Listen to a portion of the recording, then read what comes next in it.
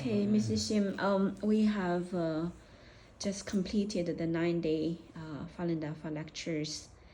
So for 9 consecutive days, 8 o'clock to 10 o'clock, we have come to the Sacred Virtual Immortal Classroom computer desk, and we entered to join the 9-day lectures.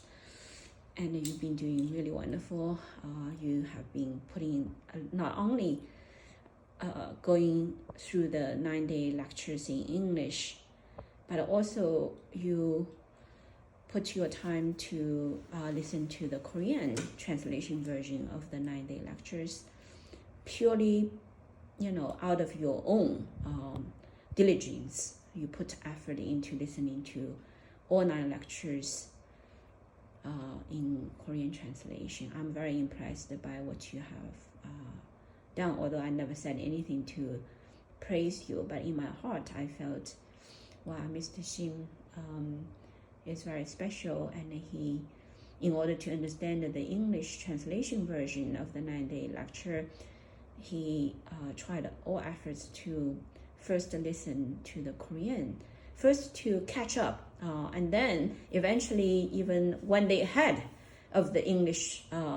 lecture translation. And I think before you listen to the 9th lecture, you already listened to the Korean version of the 9-day lecture, and you also read the book already 3 times in the Korean translation version.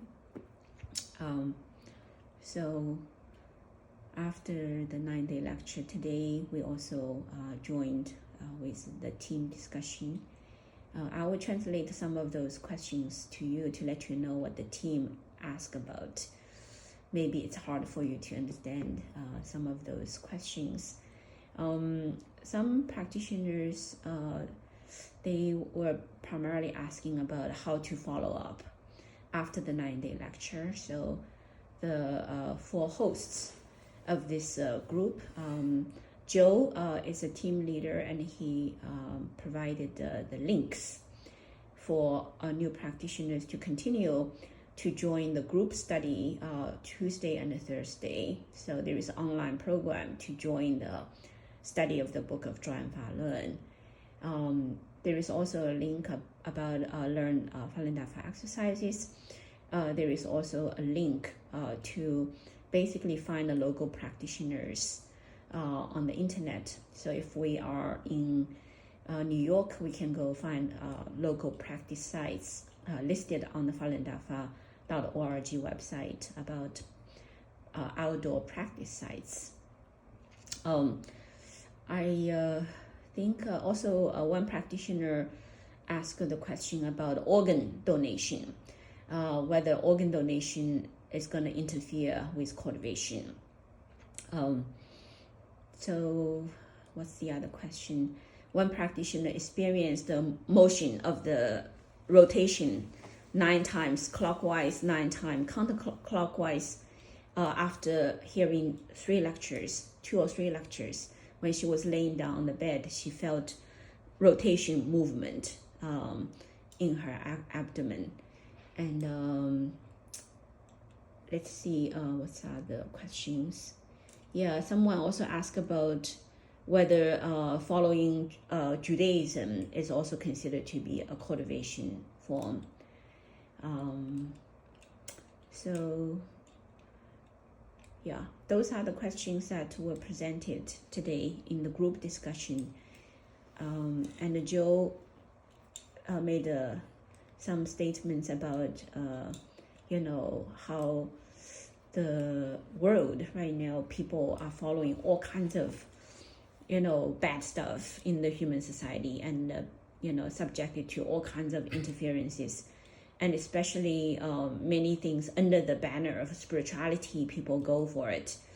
And as a matter of fact, Joe said that those are all very potentially are interference and dangers, and how to stick with the cultivation way of Falun Dafa, and how the energy, the righteous energy, can clean up all those bad aspects. And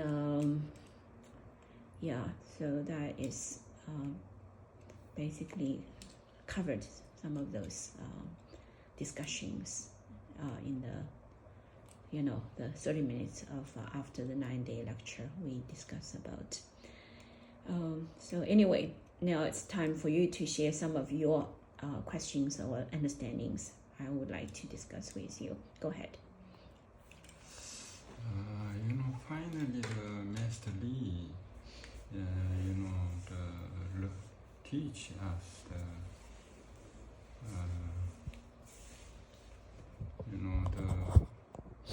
accumulated the virtue and the advanced xinxing. That is I think that is the key point, my understanding. He finally, the end of the teaching time, accumulated the virtue and advanced the xinxing. Yeah, that is in Falun Dafa, in the learners that is the key point, I think. Then,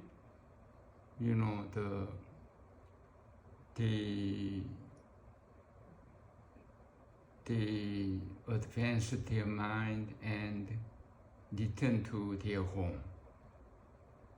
I think like that. I think that it's really wonderful. You get to understand.